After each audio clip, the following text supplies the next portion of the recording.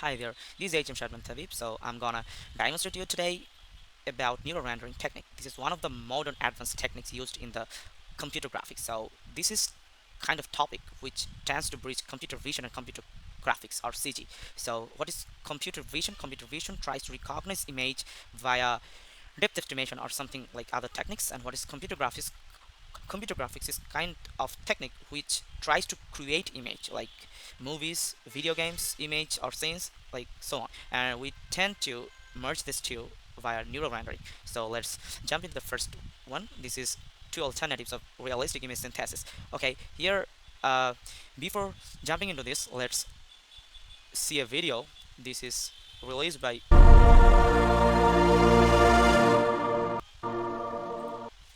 so you see a video released by NVIDIA. Here you are seeing so much realistic image, and it was rendered by NVIDIA RTX 5090 GPU. So these things are very modern, So I'm gonna demonstrate to you in these slides why these are needed and how they work.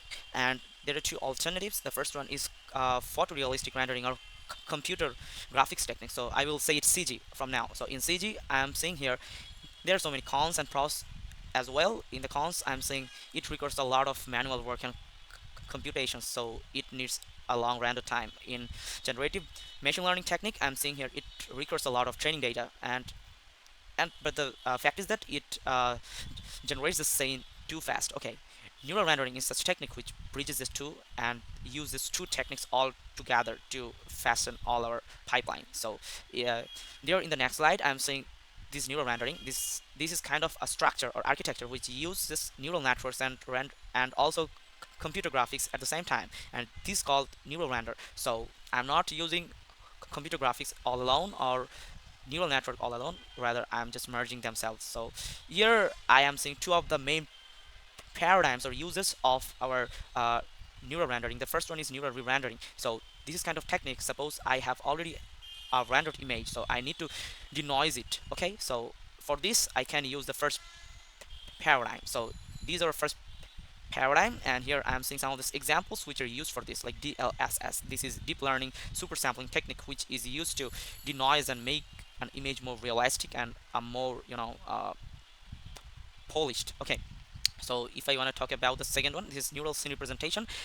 Here I don't have an already rendered image, rather I have a 3D scene, and after that the 3D scenes would pass through a neural network, and after that the neural network would render itself. Okay, so that's the thing, and after that I will get my output as an image. And the key one is this: since this is a neural rendering, so all the functions, all the components are differentiable, otherwise I can compute the gradient. Okay, so let's jump into the next one. This is a neural rendering pipeline. Whatever you choose, whatever you want to study, it should go through this pipeline, and it is also a mix-up of computer graphics and neural network architecture at the same time. So the first one is like input capture. So I have an input, so this is okay, and I have in the bottom one I have put the samples of that or examples of that stage. Okay, so after that, taking our input, I would process the input. So it means feature extraction. So I need to extract the G buffers and also some of the geometric features about G buffers. What is G buffers? This is geometric buffers. You can have the depth, you can have the albedo, and some other things. You can search in the Google what is G buffers. And after the pre-processing, we have to learn from this process data. So there I should need a neural network renderer. So I have so many examples like CNN and MLP and so on. And if I want to say CNN is used for encoding an image and MLP is used for encoding the coordinates, and transformer blocks are used generally to capture the global context. So after that I will render the volume, since I have already passed the neural network part, like then I should need a renderer which can render an image. So I have so many techniques like ray merging, density integration, volume integration, and so on. So you can have a look at this thing. After that I am creating a final image, but since this is the first one, the image should not be too good, so I should calculate my loss, and I should also propagate my loss to the neural network render or the ground truth image, so that I can again refine my image or polish my image after the first iteration. So after that, my polished image will be made as an output. So this is the neural rendering pipeline. After that, I'm jumping through one of the most significant technologies, that is technologies not like that.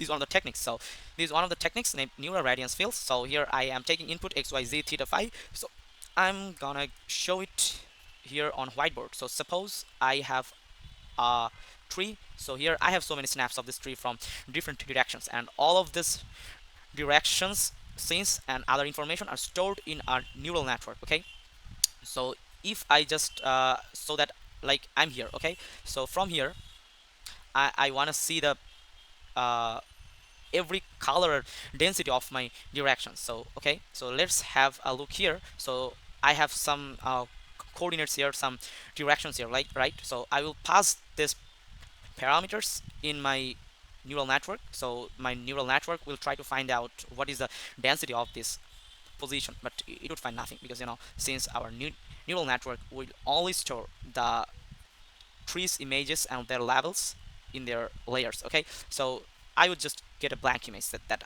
I don't have anything here. But when I should make a query about the tree, so then I should pass it here again, that what is the color and density of this position. Then my neural network would find this. That's something like this. I should have my output. So here I will see like this. Okay, here I am just mapping my color density, and this is position. Okay, so when I am here, I'm not seeing anything because here is nothing. But when I just touch here, I will see a small peak.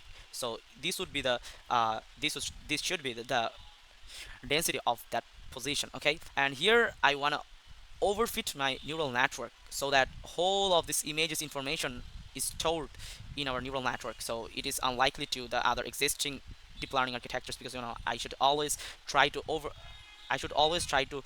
avoid the overfitting. But here I want to overfit my neural network so that it can learn from that image specifically.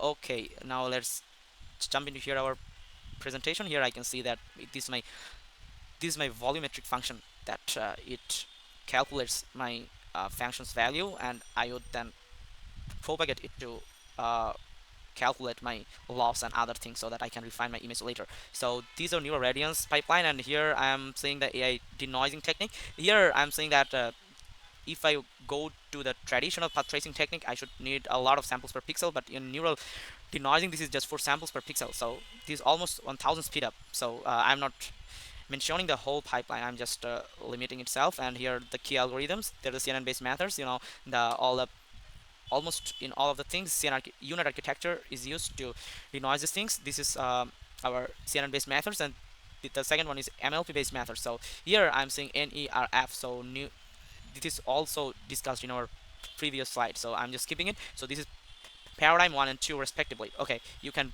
relate this to our past conversations or past lectures. Okay, here are some of these applications, like gaming, like film industry, and VR, AR, and scientific and industrial part of our world. So I'm not explaining it, just go through it. And after that, I'm having some challenges, because I need a long training time to fit my neural network to my image, and I need to uh, generalize across all the scenes, but we haven't done so. So this is a current challenge. And also the physics simulation should be more realistic in our neural rendered image, and the memory issue, this is always there.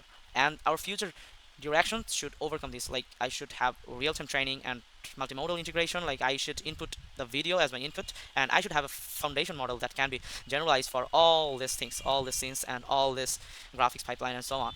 And I can make a neural physical hybrid system where I should not need any of the existing graphics pipeline. So yeah, okay, so here is a timeline. So in the future, so that we are hopeful that we have a AI native graphics, so that I should not need any of the existing surroundings of the environment or any computer graphics integration in our AI pipeline.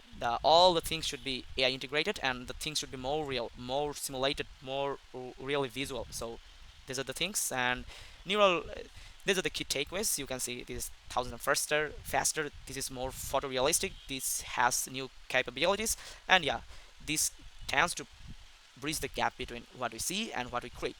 Okay, the future is AI augmented graphics. So these are all from my slides. So if you have any question, you can ask me in the comment section. Okay, thank you.